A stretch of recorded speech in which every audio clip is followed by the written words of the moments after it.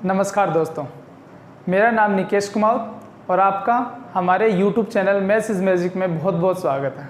अगर आप हमारे चैनल पर पहली बार आए हैं तो हमारे चैनल को सब्सक्राइब कर दीजिएगा, बेल आइकन को दबा दीजिएगा ताकि जो भी नेक्स्ट वीडियो आए उसका नोटिफिकेशन सबसे पहले आपको मिल सके। तो चलिए शुरू करते हैं आज का लेक्चर।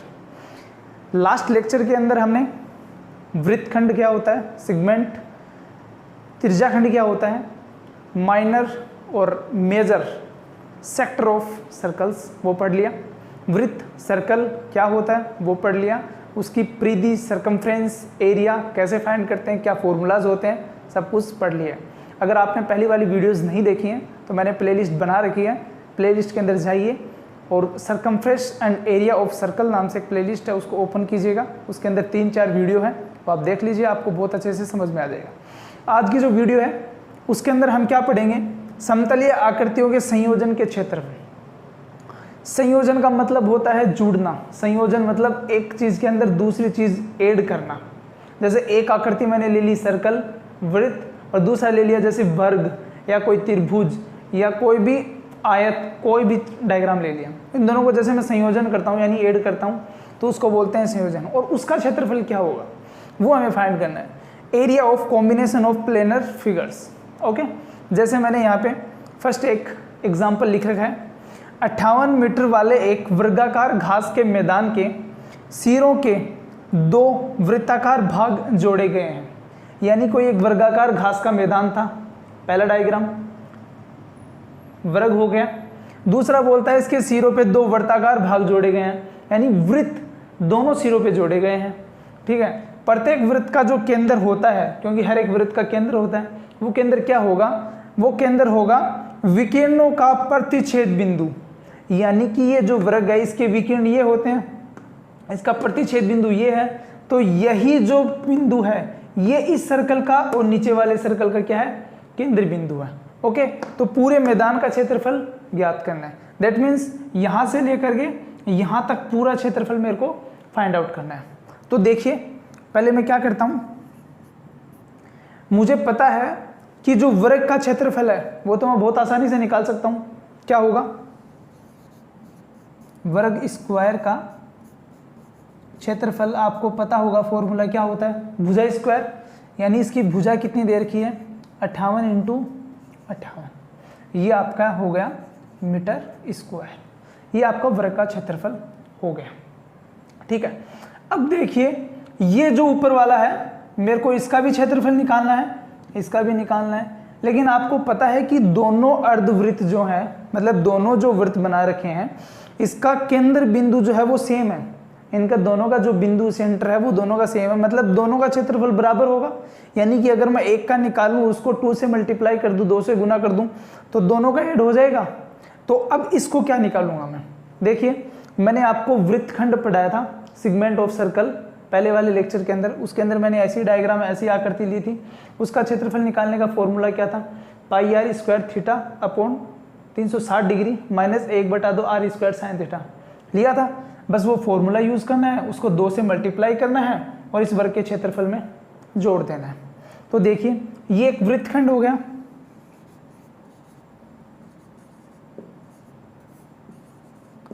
वृत्तखंड जो है उसका क्षेत्रफल क्या होगा, πr² theta upon 360 minus 1/2 r² sine theta. अब आप कहोगे सर पाई की तो हमें वैल्यू पता है, लेकिन थीटा और r² जो है इसकी वैल्यू नहीं पता। ये दोनों चीज़ हमें क्या करनी है, फाइंड करनी है।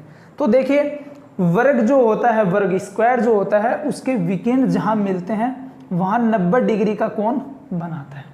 यानी ये जो कोण होगा वो क्या होगा, 90 डिग्री, दोनों तरफ सेम होगा। यानी थीटा की वैल्यू मेरे को फाइंड आउट हो गई, थीटा = क्या होगा, 90 डिग्री। चलिए अब मेरे को निकालना है आर। देखिए अब मैं अगर ये वृत्तखंड लूँ तो इसके लिए मेरा यहाँ से लेके यहाँ, अगर मैं इस वर्ग को नाम दे दूँ ABC और D, ये O है, तो जो त्रिज्या होगी वो क्या होगी, AO होगी या OB होगी या OD होगी या OC होगी, यही तो होगी। तो मैं क्या करता हूँ, मैं करता हूँ कि इसका जो विकिरण है वर्ग का वो निकाल लेता हूँ और फिर उसको 2 से भाग दे दूंगा। क्यों? क्योंकि वर्ग जो होते हैं उसके विकर्ण जो है वो समद्विभाजक होते हैं। यानी विकीर्ण आपस में समद्वि भाजन करते हैं, मतलब ये जो होंगी वो इसके बराबर होगी, ओ ए जो होगी वो ओ सी के बराबर होगी, ओ बी जो है वो ओ डी के बराबर होगी। पता है, मतलब अगर मैं विकीर्ण निकाल लेता हूँ, उसका 2 से डिवाइड करता हूँ, तो ये मेरे क्या आ जाएगी, त्रिज्या आ जाएगी। अब आप कहोगे विकीर्ण कैसे निकालना है? विकीर्ण निकालने के लिए देखिए डी सी बी, ये एक त्रिभुज बन गया। इस त्रिभुज में एक तरीके से मेरे को कर्ण चाहिए, हाइपोटेनिस चाहिए, सिर्फ दो मेरे पास बेसिस है, आधार है और लंब है, दोनों चीज़ है, ये भी 58 ये भी 58, इन दोनों की सहायता से मैं पूरा विकीर्ण निकाल सकता हूँ। तो देखिए विकीर्ण कैसे निकलेगा, साथ साथ में नोट कर लेना।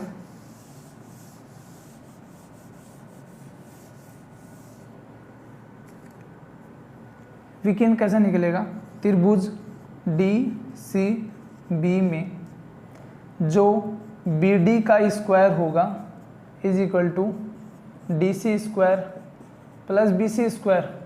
मेरे को यही निकालना है। डी सी कितना है 58, यानी 58 का स्क्वायर प्लस 58 का स्क्वायर, तो B D is equal to क्या आ गया, अंडर द रूट 58 का स्क्वायर प्लस 58 का स्क्वायर। इसका मतलब क्या आ गया, 58 अंडर रूट 2 आ गया। चलिए अब इसको मिटा रहा हूँ मैं। इसको कहाँ तक मिटाऊंगा,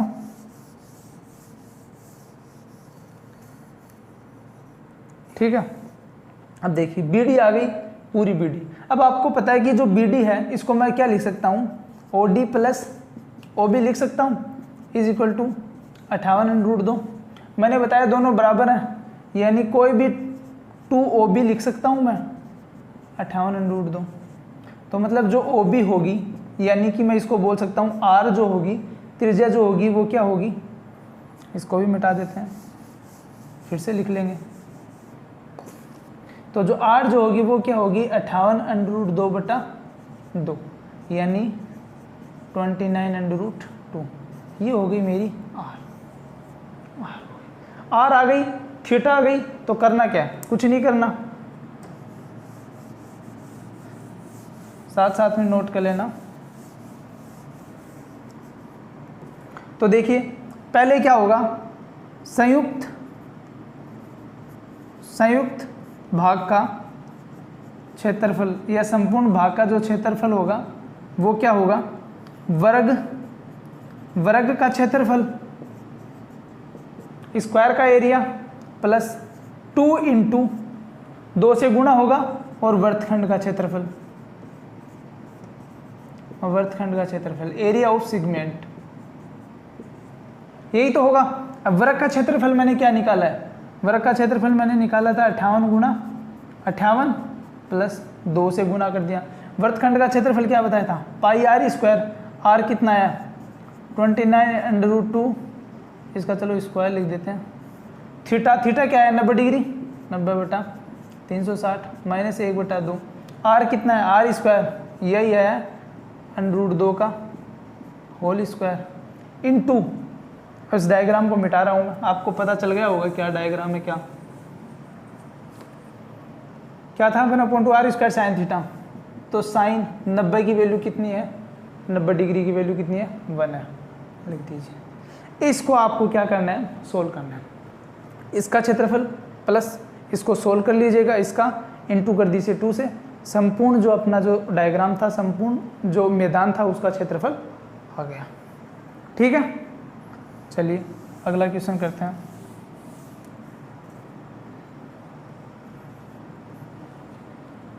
एक क्वेश्चन है,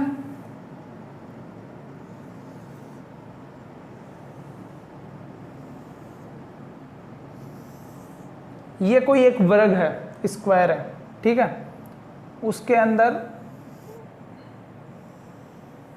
ये एक सर्किल है,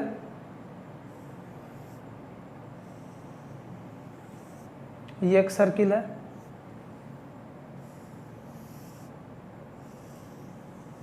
ये एक सर्किल है, ये एक सर्किल है। ये पूरा बाहर का स्क्वायर है, ये अंदर के 4 क्या है, सर्किल है। ये दोनों चारों सर्किल जो है वो क्या है, सेम है। ठीक है, तो मैं कहता हूं कि इसके जो बीच जो है, इसके अंदर बीच का, उसका मेरे को क्षेत्रफल निकालना है।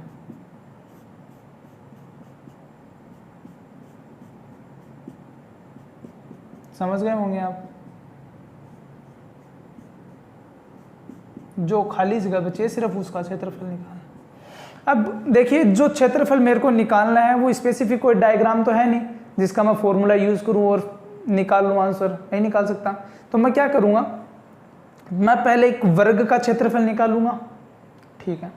उसमें से अगर मैं इस सर्किल का इस सर्किल का प्लस इसका इन चारों वृत्तों का क्षेत्रफल उस वर्ग में से अगर हटा दूं यही बचेगा। आप एक तरीके से ये मान लीजिए कि ये पूरा वर्ग था जो पूरा भरा हुआ था, उसमें से मैंने ये वृत्त हटा दिया, पीछे से वृत्त हटा दिया, ये हटा दिया, तो ऑटोमेटिकली बीच में यही जगह बचेगी। तो मतलब वर्ग का क्षेत्रफल माइनस चारों सर्किल का क्षेत्रफल, ये निकालना है, ठीक है। ये वर्ग जो है इसकी भुजा दी हुई है, इस वर्ग की जो भुजा है वो 14 है, तो हम इस छायांकित भाग का क्षेत्रफल निकालना है। तो पहले तो क्या लिखूंगा मैं, वर्ग का जो क्षेत्रफल होगा वो क्या होगा 14 × 14 यानी 196 सेंटीमीटर स्क्वायर। ये क्या आ गया, मेरा पूरा वृत्त का क्षेत्रफल आ गया। अब देखिए मैं कहूँ कि ये जो है दोनों सर्किल सेम है, मैंने डायग्राम ऐसा नहीं बना रखा है लेकिन बुक के अंदर सेम डायग्राम है, मतलब दोनों सर्किल सेम है, बनाने को मेरे को सही आकृति नहीं आई, ठीक है। तो दोनों सेम होगी तो मतलब ये बीच में से काटेगा, यानी कि ये यहाँ से अगर मैं बात करूँ तो ऊपर वाली भुजा कितनी होगी 7 होगी, नीचे वाली कितनी होगी 7 होगी। यानी अगर मैं सिर्फ इस सर्किल की बात करूँ तो इसका क्या हो गया, एक इसका पूरा व्यास हो गया 7, पूरा अगर व्यास हो गया 7 तो यहाँ से लेके अगर मैं यहाँ तक बात करूँ तो वो कितना आएगा 7/2, यहाँ से अगर इसकी बात करूँ तो 7/2। अब देखिए चारों को ऐड कीजिए, चारों को ऐड करोगे तो क्या आएगा 7 7 7, अगर दोनों में से करोगे तो इसका 7 14, पूरा 14 आ रहा है। मतलब किसी भी सर्किल जो है उसकी त्रिज्या क्या बनेगी, वृत्त की त्रिज्या r बराबर कितनी होगी 7/2 सेंटीमीटर, समझ गए। अब वृत्त का क्षेत्रफल क्या होगा, वृत्त का क्षेत्रफल कितना होता है πr स्क्वायर, पाई कितना होता है 22/7 इंटू आर कितना है 7/2 इंटू 7/2, 7 से 7 कट गया, 2 से 11 कट गया, 77/2 आ गया। अब एक सर्किल का क्षेत्रफल ये आया तो चारों सर्किल का क्षेत्रफल अगर मैं मिलाऊं तो क्या दोनों चारों का सेम आएगा, मतलब मैं 4 से गुना कर सकता हूं, यानी चारों वर्त का क्षेत्रफल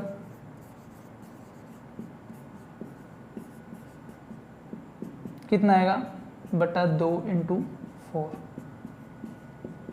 2 154, ये आ गया सेंटीमीटर स्क्वायर। समझ गए, चारों वर्तों का क्षेत्रफल आ गया, वृत्त का क्षेत्रफल आ गया। तो अब करना है क्या, कुछ नहीं करना, इसमें से ये घटाना है तो बचेगा क्षेत्रफल आ जाएगा।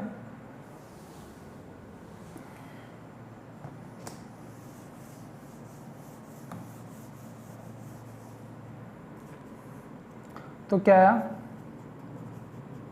छायांकित भाग का क्षेत्रफल जो होगा वो कितना होगा, वर्ग का क्षेत्रफल माइनस 4 गुना वृत्त का क्षेत्रफल। अगर ऐसा होगा तो क्या होगा, बीच का आ जाएगा। वृत्त का क्षेत्रफल कितना था 196, माइनस इसका क्या था 4, 6 में से 4 गया 2 बचा, 9 में से 5 गया 4 बचा, 1 से ये क्या आएगा, इस खाली जो जगह है बीच की इसका क्षेत्रफल आ जाएगा। आई होप कि आपको एक क्वेश्चन बहुत अच्छे से समझ में आया होगा। यही नहीं, इसके जैसे दिखने वाले जो भी क्वेश्चन आए उसको आपको यही तरीका लगाना है और सिर्फ इतनी आसानी से आपको जो जो दिया हुआ है उसको लिखिए, उसका फॉर्मूला आपको बहुत अच्छे से पता होना चाहिए, वो लिखिए, उसके अंदर वैल्यू पुट कीजिए और आंसर निकाल लीजिए। ओके, चलिए अगला क्वेश्चन।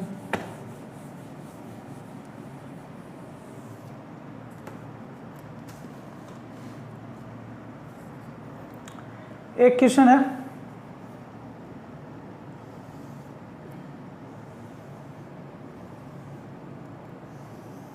ये एक कोई वर्ग है,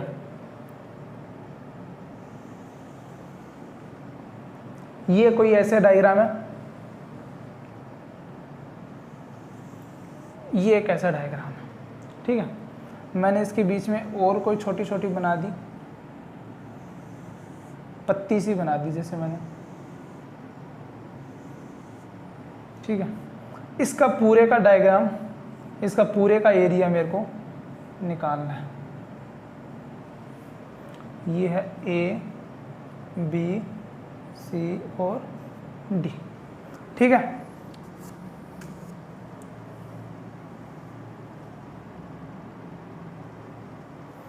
ये जो भुजा दे रखी है मेरे को, ये 8 है, ये 8 है, ये 8 है और ये 8। ऐसा एक डायग्राम है, इसके अंदर मेरे को ये दोनों चतुर्थांश हैं, कोई दो चतुर्थांशों का उभयनिष्ठ भाग है। चतुर्थांश आपको पता है कि कोई भी इस वो जो होता है वृत्त, उसका चौथा हिस्सा वो क्या है, चतुर्थांश। उसको उसकी आकृति क्या होती है, ये दूसरी तरफ से क्या होती है, ये तीसरी तरफ से क्या होती है, ये चौथी तरफ से क्या होती है, ये। देखिए पूरा एक वृत्त बन जाता है, सर्किल बन जाता है। वैसे ही उस दो चतुर्थांश जो हैं उसका उभयनिष्ठ भाग है, इसका क्षेत्रफल निकालना है। तो देखिए पहले मैं एक चतुर्थांश का निकालूंगा, एक चतुर्थांश का क्षेत्रफल निकालूंगा, तो मैं क्या लिखूंगा, चतुर्थांश का क्षेत्रफल। चतुर्थांश का क्षेत्रफल क्या होता है, पाई आर स्क्वायर अपॉन 4। अब आप कहोगे सर ये एक त्रिज्याखंड भी तो बन रहा है। देखिए इसको लीजिए,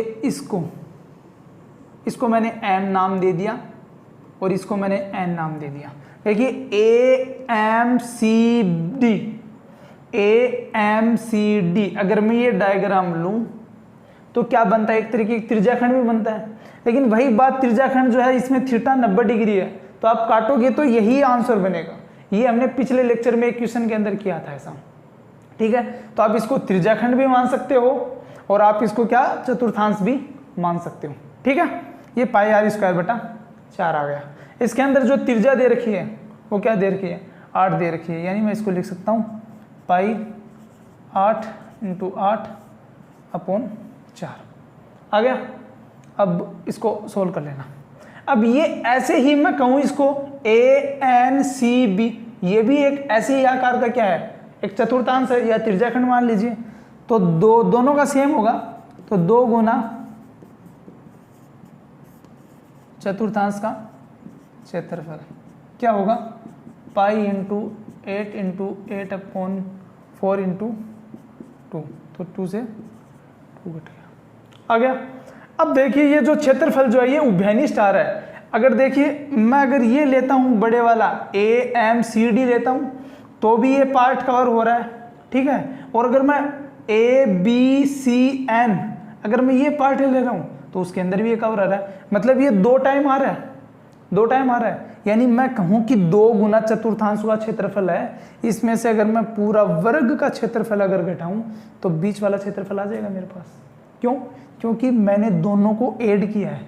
2 से गुना का मतलब है मैंने दोनों चतुर्थांशों का क्षेत्रफल ऐड किया है, जोड़ा है। और जोड़ने पर ये जो भाग है ए एन सी एम, ये जो जब मैंने लाइन खींच रखी है, ये भाग 2 बार जुड़ रहा है, 2 बार ऐड हो रहा है। मतलब अगर मैं पूरे वर्ग में से घटाऊं तो एक पार्ट हट जाएगा और एक बच जाएगा, यानी इसका क्षेत्रफल मेरे को मिल जाएगा।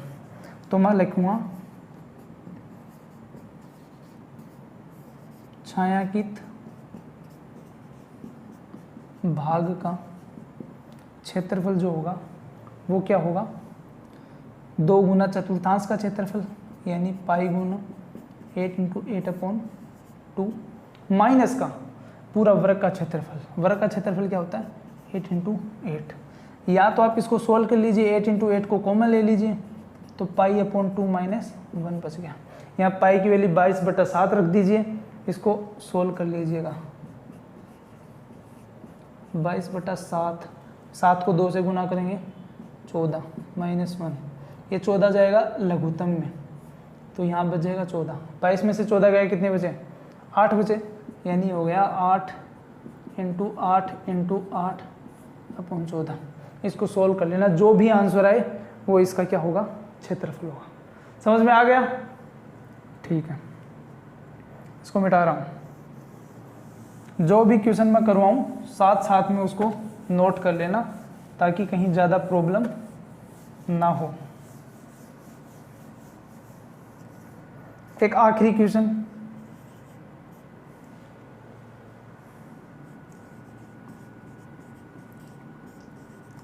किसी वृत्त की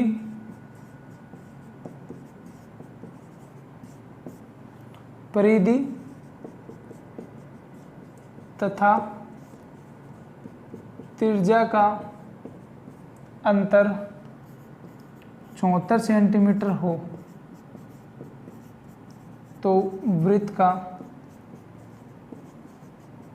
क्षेत्रफल ज्ञात कीजिए।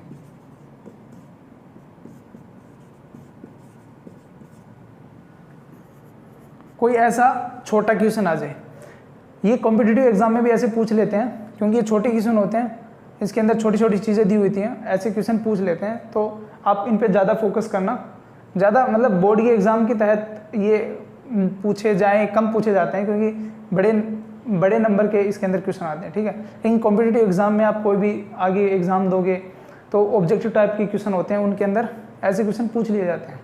तो देखिए इसमें बोल रहा है किसी वृत्त की परिधि तथा त्रिज्या का अंतर, अंतर का मतलब होता है डिफरेंस यानी माइनस, किन्हीं दो बीच का डिफरेंस यानी माइनस से डिनोट करते हैं उसको। उनका अंतर जो है वो 74 सेंटीमीटर है, यानी मैं कहूँ वृत्त की परिधि माइनस वृत्त की त्रिज्या इज इक्वल टू, मेरे को दे रखी है 74, तो मेरे को वृत्त का क्षेत्रफल निकालना है। तो देखिए वृत्त की परिधि का फॉर्मूला क्या होता है? 2πr माइनस त्रिज्या को किसे डिनोट करते हैं? r is equal to 74। यहाँ से मैं r की अगर वैल्यू निकालूँ तो क्या आएगी? r कॉमन ले लिया मैंने, तो 2π - 1 इज इक्वल टू 74। तो r की वैल्यू कितनी आई? 74/2π - r की वैल्यू आ गई। तो मेरे को क्या निकालना है? वृत्त का क्षेत्रफल। तो देखिए वृत्त का क्षेत्रफल जो होगा वो क्या होगा? πr² होता है। πr² में से पाई r कितना दे रखा है आपको? यही दे रखा है 74 × 74/2π - 1 × 2π - 1। अब देखिए कुछ नहीं करना, एकदम आसान हो गया। पाई की वैल्यू आपको पता ही है 22/7 रखनी है, यहाँ रख दीजिए 22/7, 22 × 74 × 74/7। यहाँ भी 22/7 रखोगे तो 22 दूनी 44/7 - 1, 44/7 - 1। तो देखिए 7 ऊपर जाएगा, बचा 7, यहाँ भी 7 ऊपर जाएगा, नीचे पूरे में बटाएगा 7, लघुत्तम तो लिया है मैंने। अब देखिए ये 7, एक 7 से एक 7 कट गया, और ये जो 7 है वो जाके इसके साथ में आ जाएगा। अब 44 में से 7 गए तो कितने बचे? 37, यहाँ 37। अब आप इसको क्या कर दोगे? सोल्व कर लोगे। सोल्व करोगे तो आई थिंक इसका आंसर 616 के करीब कुछ आ रहा है, वो आप देख लेना सोल्व करके। जो भी गुणा भाग में अगर कहीं गलती हो जाती है जल्दबाजी में, आप अपने स्तर पे कर लीजिएगा। तो आज के लिए बस इतना ही। आज के अंदर जो भी क्वेश्चन किए वो काफ़ी इंपॉर्टेंट क्वेश्चन है, काफ़ी अच्छे क्वेश्चन है। इस स्तर पे क्वेश्चन पूछे जाते हैं कंपटीशन में भी और बोर्ड के एग्जाम के अंदर भी। तो आई होप कि आज की जो वीडियो है, आज की क्वेश्चन वो सभी आपको अच्छे से समझ में आए हैं। अगर समझ में आए हैं तो अपने दोस्तों के साथ शेयर कीजिए, वीडियो को लाइक कीजिए और चैनल को सब्सक्राइब कीजिए। बेल आइकन को दबा दीजिए ताकि जो भी हमारी वीडियो है उसका नोटिफिकेशन आपको सबसे पहले मिल सके। मिलते हैं जल्दी ही अगली वीडियो में एक नए चैप्टर के साथ, एक नए टॉपिक के साथ। तब तक के लिए जय हिंद।